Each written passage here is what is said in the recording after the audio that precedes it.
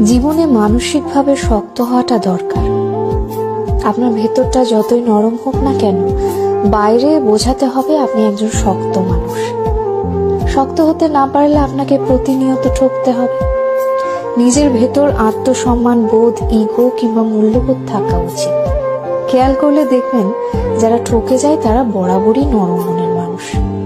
শক্ত মনের কাউকে মানুষ ঠকাতে পারে না। সবকিছু রিভেঞ্জ অফ নেচার অর্থাৎ প্রকৃতির প্রতিশোধের উপর ছেড়ে দিতে নেই। কিছু বিষয় আপনার নিজেরও প্রতিশোধ নেওয়ার দরকার আছে। যে আপনাকে যতটুকু অবহেলা করে, কষ্ট দেয়, তাকেও সেই পরিমাণ অবহেলা কিংবা কষ্ট ফিরিয়ে দেওয়া উচিত। জীবনে ভালো থাকার জন্য হলেও একটু কঠোর হওয়া দরকার। যে কোনো কিছু সহজে পেয়ে গেলে মানুষ মূল্য দিতে জানে না। মানুষ হিসেবে আপনি সহজ হতে পারেন, তবে সস্তা কিংবা সহজলভ্য হতে যাবেন না। যে আপনাকে যতটুকু দেবে তাকে ততটুকুই ফিরিয়ে দিতে শিখুন, হোক সেটা আঘাত কিংবা ভালোবাসা।